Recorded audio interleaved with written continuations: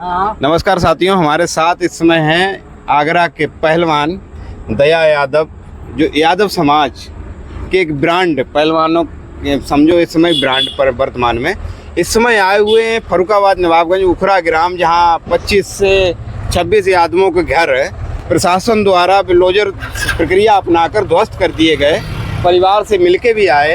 तो सबसे पहले उखरा आए आपका फर्रुखाबाद में, कैसे सूचना मिली और इस परिवार को क्या कहना चाहेंगे? मैं बड़ा दुख हुआ उस परिवार को देखकर कि मैंने देखा कि बुलडोजर तो चला ही, उसमें गाय एक बंधी थी, गाय का बछड़ा।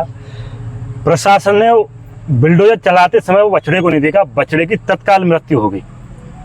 जबकि बोलते हैं भारत में गौ माता, गौ माता, जो गौ माता के धर्म को मानते हैं वो वही बुलडोजर चलवा रहे हैं। सबसे बड़ी दुख की बात।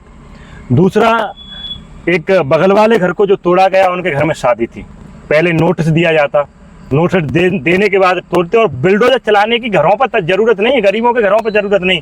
आपने देखा होगा कि लखनऊ एक्सप्रेस वे चौराहे जो बना है आगरा से लेकर लखनऊ तक, वो 2 साल में क्लियर हुआ था। उसकी बगल में एक आगरा से लेकर ग्वालियर का रोड, आज उसे 7 साल हो गए। बुलडोजर अगर वहां चला जाएगा तो वो सड़क अब तक बन गई होती, वो सड़क नहीं बन पाई इस सरकार पर। तो कहीं ना कहीं यादवों के साथ ये सरकार उत्पीड़न कर रही है। आपने देखा होगा कि कुछ दिन पहले एक फर्जी एनकाउंटर हुआ मंगेश यादव का। सरकार को सोचना चाहिए, क्योंकि घमंड दुर्योधन का नहीं चला। पांडवों ने केवल 5 घर मांगे थे और दुर्योधन ने मना कर दिया, तो आपने देखा उसका क्या हाल हुआ। आने वाले समय में सत्ता भी पलटेगी और सत्ता पलटेगी तो फिर आपको भी पता है कि कभी कोई राज्य समान नहीं रहा। आज ये बहुत अत्याचार यादवों के ऊपर कर रहे हैं। 25 घर तोड़े गए, हमें बड़ा दुख है। और खासकर मैं यादवों से कहना चाहता हूँ कि बड़ा दुख होता है मुझे जब यादवों की मैं बात करता हूँ कि चेटी आपने देखी होगी, लाखों चेटी एक घर में रहती है, पर हम यदुवंशी एक दूसरे की टांग खींचने में लगे हैं। आज यादवों से मैं संदेश देना, आपको चेटी बनना पड़ेगा, एक लाइन में चलना पड़ेगा, तभी आपका कोई बुलडोजर चलाने वाला नहीं होगा। कोई भी हो, किसी की सत्ता हो। 50 साल से घर यहाँ पर थे।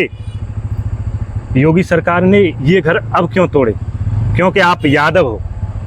तो मैं यही संदेश दूंगा और मैं उस परिवार को पहले भी साथ था, आज भी साथ हूँ। और जरूर मैं, वो शादी है किसी बेटी की, हम लोग सब पूरी टीम के साथ उस शादी में आएंगे और जो भी होगा हम सहयोग करेंगे उस परिवार के लिए। नहीं, आपने कहा कि सरकारें अगर घर गिराने लगेंगी, सरकार का काम होता है छत देना।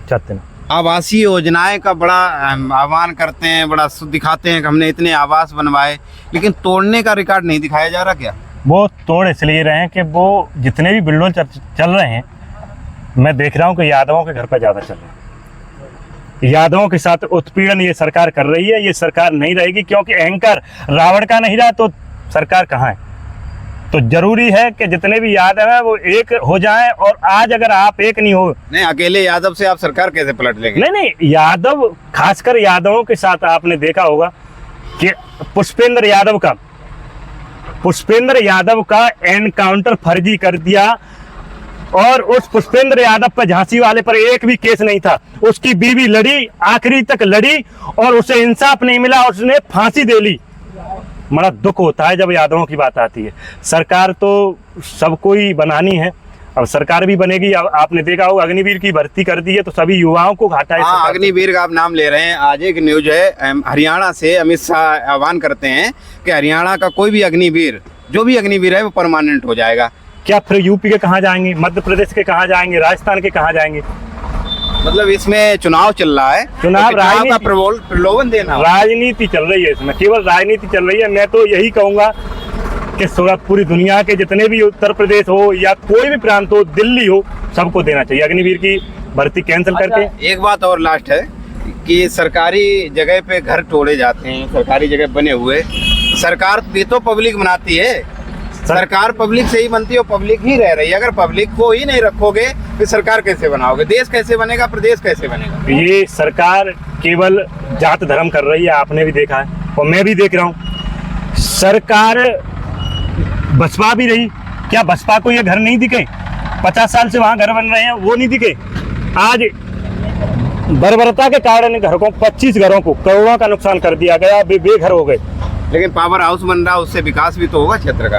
विकास मुझे नहीं लगता किसी गरीब का पेट काट कर विकास किया जाए, मुझे नहीं लगता।